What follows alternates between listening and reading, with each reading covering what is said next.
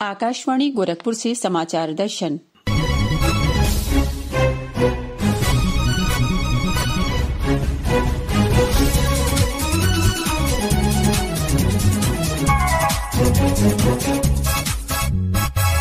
इस अंक में आम बजट 2025 और उत्तर प्रदेश के अलग अलग वर्गों की प्रतिक्रिया।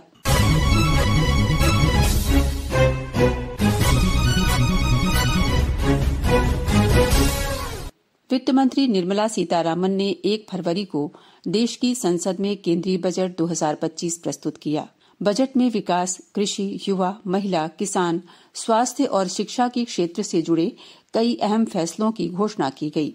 बजट के अनुसार नई कर व्यवस्था में 12 लाख तक की आय पर अब कोई कर देय नहीं होगा। किसानों के लिए प्रधानमंत्री धन धान्य कृषि योजना, विकासशील कृषि जिला कार्यक्रम और दलहन आत्मनिर्भरता मिशन का संचालन होगा। उद्यम पोर्टल पर पंजीकृत सूक्ष्म उद्यमों के लिए 5 लाख रुपए की सीमा वाले विशेष क्रेडिट कार्ड शुरू किए जाएंगे। सूक्ष्म और लघु उद्यमों के लिए ऋण की सीमा 5 करोड़ रुपए से बढ़ाकर 10 करोड़ रुपए की जाएगी। इसके साथ ही वित्त मंत्री ने ऐसी ढेर सारी घोषणाएं की जिनका लाभ प्रदेश की जनता को भी सीधे तौर पर मिलेगा। प्रस्तुत है बजट पर प्रदेश के अलग अलग वर्गों के लोगों की प्रतिक्रियाओं से जुड़ी हमारे संवाददाता शैलेंद्र शर्मा की ये विशेष रिपोर्ट। आजादी के अमृत काल में समावेशी विकास की अवधारणा को साकार करते हुए विकसित भारत के अपने प्रयास को आगे बढ़ाते हुए केंद्रीय वित्त मंत्री निर्मला सीतारमण ने आम बजट संसद में पेश किया। बजट में युवाओं, किसानों, महिलाओं के साथ ही पर्यटन, शिक्षा, स्वास्थ्य जैसे प्रमुख विषयों पर बड़े फैसले लिए गए हैं। सरकार ने कर में मध्यम वर्ग को सबसे बड़ी राहत देते हुए 12 लाख तक की आय पर टैक्स फ्री कर दिया है। प्रधानमंत्री नरेंद्र मोदी ने इस फैसले की सराहना करते हुए कहा कि इससे देश के मध्यम वर्ग को बहुत बड़ा फायदा होगा। इससे उन लोगों के लिए भी एक अवसर बनेगा जो हाल ही में कार्यबल में शामिल हुए हैं। बजट में 12 लाख रुपए तक की आय को टैक्स से मुक्त कर दिया गया। सभी आय वर्ग के लोगों के लिए टैक्स में भी कमी की गई। इसका बहुत बड़ा फायदा हमारे मिडिल क्लास को, नौकरी पेशे करने वाले जिनकी आय बंधी हुई है, ऐसे लोगों को, मिडिल क्लास को इससे बहुत बड़ा लाभ होने वाला। उसी प्रकार से जो नए नए प्रोफेशन में आए, जिनको नए नए जॉब मिले, इनकम टैक्स की ये मुक्ति उनके लिए एक बहुत बड़ा अवसर बन जाएगी।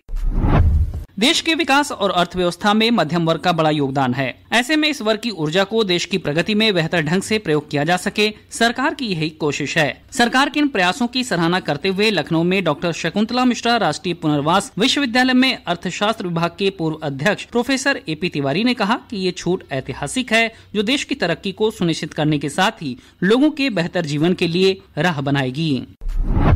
मध्यम वर्ग को पहली बार कितनी बड़ी छूट दी गई है। इसका असर ये होगा कि जो कर की बचत होगी उसका वो प्रयोग शिक्षा, स्वास्थ्य है इस पर करेगा, अपने जीवन स्तर को सुधारने पर करेगा। इससे करदाता को तो राहत होगी, लेकिन जब विकास की दर बढ़ेगी तो कर का आधार बढ़ेगा। इससे एक तरह से पूरी अर्थव्यवस्था में समृद्धि को रफ्तार मिलेगी। आर्थिक सुधारों के बाद का ये वित्त मंत्री का सबसे बड़ा फैसला है, क्योंकि आर्थिक सुधारों के बाद कर की दरों को कम किया गया, साथ ही साथ कर का आधार विस्तारित किया गया, कर प्रशासन में सुधार किए गए। मध्यम वर्ग के साथ ही सरकार का ध्यान देश के अन्नदाता को सबल बनाने पर भी है। इसके लिए बजट में राज्यों की भागीदारी के साथ प्रधानमंत्री धन धान्य कृषि योजना की शुरुआत की गई है। इसके अंतर्गत 100 जिलों को शामिल किया गया है। इसके साथ ही किसान क्रेडिट कार्ड की सीमा 5 लाख कर देने से किसानों को बड़ा लाभ मिलेगा। अमरोहा की प्रगतिशील किसान हितेश चौधरी ने आम बजट की जमकर तारीफ की है। उन्होंने उम्मीद जताई है कि इससे किसानों को समृद्ध होने में मदद मिलेगी। हमारी सरकार ने हमारे किसान भाइयों के लिए नई नई योजनाएं ला रहे हैं कि हमारा किसान कैसे खुशहाल बनेगा और समृद्ध बनेगा। जो किसान क्रेडिट कार्ड है उसकी लिमिट जो है हमारी 5 लाख कर दिए हैं, तो ये हमारे किसान भाइयों के लिए बहुत ही अच्छा तोहफा है। और इसी के साथ साथ जो मछली पालन के हमारे किसान भाई हैं जो मछली पालन कर रहे हैं, तो उनके लिए भी हमारी सरकार ने बहुत ही अच्छा तोहफा दिया है, जिसपे हमारे किसान भाई मछली पालन करेंगे तो 5 लाख का उन्हें लोन मिलेगा।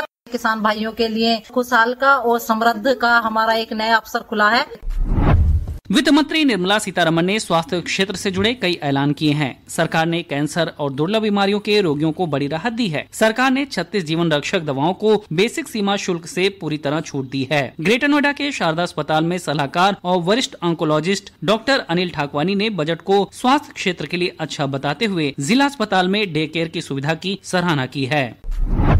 जो हमारे डिस्ट्रिक्ट हॉस्पिटल है पूरे कंट्री में अराउंड 200 डिस्ट्रिक्ट हॉस्पिटल्स हैं, उसमें डे केयर फैसिलिटी उपलब्ध कराने का प्लान है गवर्नमेंट का, जो कि बड़ा सराहनीय है। द रीजन इज दैट कि हमें पता है प्राइवेट सेक्टर में बहुत कॉस्टली रहता है। अब डिस्ट्रिक्ट हॉस्पिटल में ये सब आ जाएगा, डे केयर और कीमोथेरेपी, तो वही कीमोथेरेपी हर पेशेंट के अप्रोच में होगी और जो पहले की ऑन्कोलॉजिस्ट की कमी थी, ये ऑन्कोलॉजिस्ट कमी को पूरा करेंगे। इसके अलावा काफी कैंसर की ड्रग्स हैं जो कि डीपीसीयू में लेकर आए हैं और उनके रेट्स की राशनिंग कर दी गई है कि वो कम से कम रेट्स में बिकेंगे कैंसर को ट्रीट करने के लिए और कैंसर के अलावा और बीमारियों को भी ट्रीट करने के लिए। इंफ्रास्ट्रक्चर, जल संसाधन, टेक्सटाइल, निवेश, बैंकिंग और स्टार्टअप्स से जुड़े मुद्दों पर भी सरकार ने बजट में कई कदम उठाए हैं। एयर कनेक्टिविटी से लेकर व्यापार को आसान बनाने के लिए कई कदम उठाए गए हैं। नोएडा में इंडस्ट्रियल बिजनेस संगठन से जुड़े अमित उपाध्याय ने बजट में टैक्स स्लैब के साथ ही लघु एवं मध्यम उद्यम के लिए बजट में किए गए प्रावधानों को व्यापार और व्यापारियों के लिए लाभदायक बताया है। काफी हद तक ये जो बजट है हम उद्यमियों के अनुकूल रहा है। जैसे कि एमएसएमई सेक्टर जो है 1 करोड़ से ज्यादा इसमें उद्यम है। कृषि के बाद अगर देखा जाए तो एमएसएमई सेक्टर ही जो सबसे ज्यादा रोजगार के अवसर प्रदान करता है। क्रेडिट गारंटी लोन की सीमा को 5 करोड़ से बढ़ा के 10 करोड़ किया, जिससे कि भारत एक मैन्युफैक्चरिंग हब के रूप में उभरेगा और ज्यादा से ज्यादा रोजगार मिलेगा। उन्होंने टर्म लोन की सीमा को भी जो है 20 करोड़ तक बढ़ाकर किया है। इस फैसले का भी हम लोग उनके हार्दिक स्वागत करते हैं। और टैक्स स्लैब में 12 लाख तक की आय को जो है टैक्स से फ्री रखा है, ये भी बहुत बढ़िया निर्णय रहा है। और भी बहुत सारी चीजें रही हैं जो सूक्ष्म लघु एवं मध्यम उद्योगों के अनुकूल रहे हैं निर्णय।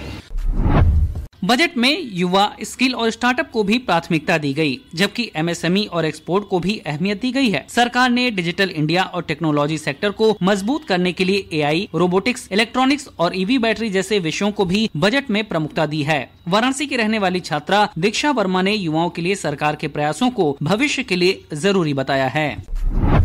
गवर्नमेंट ने युवाओं को स्किल डेवलपमेंट की बहुत सारी स्कीम्स निकाली हैं, जिसके तहत उनको सर्टिफिकेशन कोर्सेज वगैरह कराएंगे ताकि वो उनकी स्किल डेवलपमेंट हो और एम्प्लॉयमेंट अपॉर्चुनिटीज मिल सकें। उसके साथ उन्होंने एमएसएमईज की लिमिट बढ़ा दी है कि लोग एंटरप्रेन्योरशिप में ज्यादा एंगेज हो, वेरियस सेक्टर्स और इंडस्ट्रीज को प्रमोट करें, टॉय इंडस्ट्रीज प्रमोट करें, हैंडीक्राफ्ट गुड्स के। देश की आधी आबादी यानी महिलाओं को और सशक्त बनाने के लिए भी बजट में बड़े प्रयास किए गए हैं। पहली बार उद्यम शुरू करने वाली 5 लाख महिलाओं, अनुसूचित जाति और अनुसूचित जनजाति के उद्यमियों के लिए 2 करोड़ रुपए का लोन शुरू करेगी। सक्षम आंगनवाड़ी और पोषण 2.0 की भी शुरुआत होगी। मेरठ की रहने वाली समाजसेवी ममता गर्ग ने बजट में महिलाओं के लिए उठाए गए कदमों को महिलाओं के आर्थिक और सामाजिक विकास में बड़ा प्रयास माना है। जो सरकार ने हमारा बजट पेश किया है वो बहुत ही अच्छा किया है और महिलाओं के लिए तो खासकर महिलाओं के लिए मोदी सरकार पहले भी करती रही है और बजट बहुत ही अच्छी सुविधाएं भी दी है। एक तो आज 5 लाख का जो लोन महिलाओं के लिए स्पेशल दिया है कुछ काम करने के लिए, वो महिलाओं को आत्मनिर्भर बनाएगी। पर्यटन का क्षेत्र बेहद महत्वपूर्ण है, इसलिए सरकार ने इस पर भी खास ध्यान दिया है। वित्त मंत्री निर्मला सीतारमण ने बजट में ऐलान किया कि राज्यों के साथ मिलकर 50 नए टूरिस्ट डेस्टिनेशन विकसित किए जाएंगे। रीजनल एयर कनेक्टिविटी के तहत 120 नए एयरपोर्ट जुड़ेंगे। वाराणसी के चार्टर्ड अकाउंटेंट जय प्रद्वानी ने कहा कि केंद्र सरकार द्वारा पेश किए गए इस बजट में मध्यम वर्ग को राहत देते हुए वाराणसी के पर्यटन को बढ़ावा देने का भी कार्य किया गया है। बनारस में मेन विश्वनाथ कॉरिडोर है, वो तो डेवलप हो गया, उसमें टूरिस्ट आ रहा है। माँ गंगा यहाँ पर है। अब यहाँ पे रह गया था सारनाथ का डेवलपमेंट। इस बजट में उन्होंने अनाउंस किया स्पेशली कि इस बार का बजट जो है वो फोकस करेगा बुद्धा पे ऊपर, बुद्धा पे पिलग्रिमेज ऊपर, बोध गया से स्टार्ट करेंगे और सारनाथ का नंबर आएगा तो सारनाथ पे ज्यादा फोकस होगा इस बार। तो इस बार इंटरनेशनल टूरिज्म बढ़ेगा बनारस में। सबका साथ सबका विकास की सोच के साथ ही सरकार का लक्ष्य है कि आजादी के 100 साल पूरे होने पर देश विकसित हो। इसके लिए सभी वर्गों के उत्थान के साथ ही इंफ्रास्ट्रक्चर, नई तकनीकों, निवेश और व्यापार को गति देना जरूरी है। बजट के जरिए इन्हीं विषयों पर सरकार ने विशेष ध्यान दिया है। समाचार दर्शन के इस अंक में आप सुन रहे थे आम बजट 2025 और उत्तर प्रदेश के अलग अलग वर्गों की प्रतिक्रिया।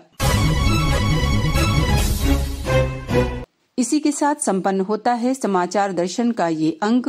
रिपोर्ट शैलेंद्र शर्मा, संपादन ओम अवस्थी और वाचन सुषमा श्रीवास्तव।